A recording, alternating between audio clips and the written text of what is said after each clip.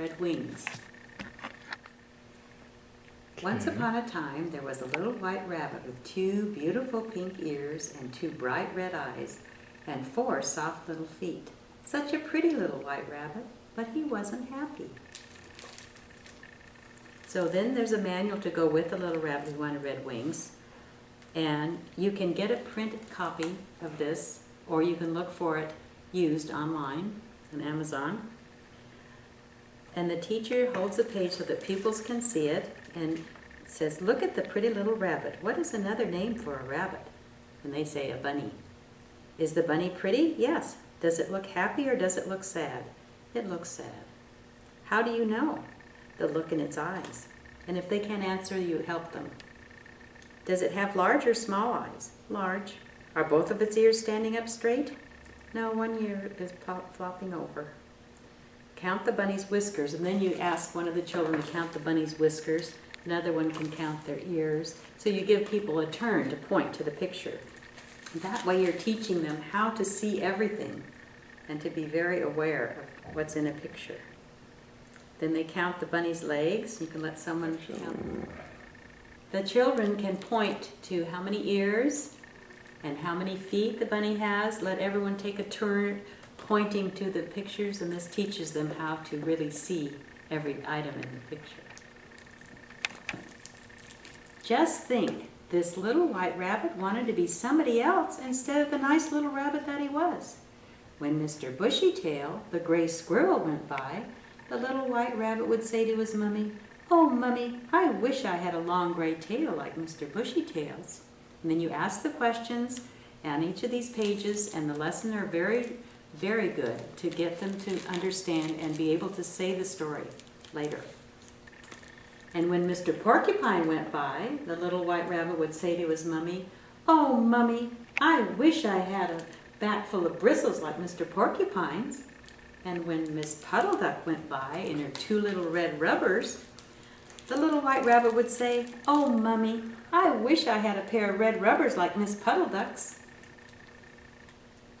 So he went on wishing and wishing until his mummy was quite tired out with his wishing. One day, old Mr. Groundhog heard him wishing. Old Mr. Groundhog is very wise indeed, so he said to the little white rabbit, "Why don't you go down to the wishing pond? And if you look in the water at yourself and turn around 3 times in a circle, you will get your wish." So the little white rabbit trotted off all alone by himself through the woods until he came to a little pool of green water lying in a low tree stump. And that was the wishing pond. There was a little bird, all red, sitting on the edge of the wishing pond to get a drink. And as soon as the little white rabbit saw him, he began to wish again. "Oh, I wish I had a pair of little red wings."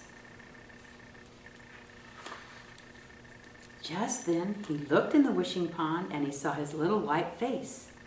Then he turned around 3 times and something happened. He began to have a queer feeling in his shoulders, like he felt in his mouth when he was cutting teeth. It was his wings coming through. So he sat all day in the woods by the wishing pond, waiting for them to grow. And by, when it was almost sundown, he started home to see his mummy and show her, because he had a beautiful pair of long, trailing red wings.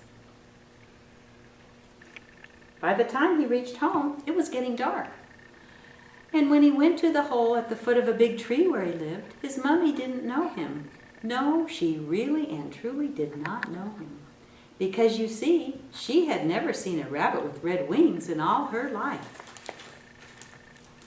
And so the little white rabbit had to go out again, because his mummy wouldn't let him get into his own little bed. He had to go out and look for some place to sleep all night. He went and he went until he came to Mr. Bushytail's house, and he rapped on the door and he said, "Please, kind Mr. Bushytail, may I sleep in your house all night?" But Mr. Bushytail opened his door a crack, and then he slammed it tight shut again. You see, he had never seen a rabbit with red wings in all his life. So the little white rabbit went on, until he came to Miss Puddle Duck's nest down by the marsh, and he said, "Please, kind Miss Puddle Duck, may I sleep in your nest all night?" But Miss Puddle Duck poked her head up out of her nest just a little way, and she shut her eyes and stretched her wings out so far that she covered her whole nest and said, "No, no, no, go away." You see, she had never seen a rabbit with red wings in all her life.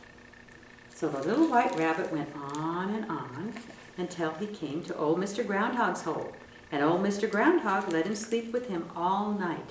But the hole had beech nuts spread all over it. Old Mr. Groundhog liked to sleep on them, but they hurt the little white rabbit and made him very uncomfortable before morning. When morning came, the little white rabbit decided to try his wings and fly a little. So he climbed up on a hill and spread his wings and sailed off. But he landed in a low bush, all full of prickles. And his 4 feet got mixed up with twigs so he couldn't get down.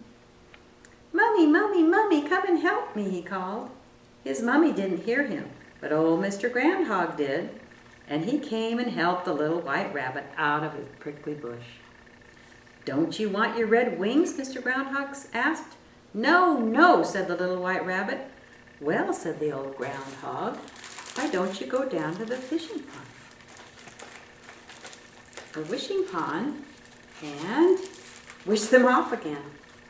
So the little white rabbit went down to the wishing pond, and he saw his face in it. Then he turned around 3 times, and sure enough, his red wings were gone. Then he went home to his mummy, who knew him right away and was so glad to see him. And the little white rabbit never, never again wished to be something different from what he really was. So these are the kind of stories that Miss Carden chose. And the original, unfortunately, this is out of print, but you can get the manual and a copy of the book either printed out, or maybe you could find one that was used. But the manual, you spend 3 days a week with a new lesson and then review it on Tuesday and Thursday.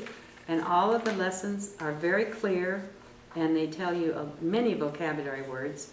But the children at the end of the 6 weeks can tell you back the whole story, and then you can also let them act out the story with your little group at the table.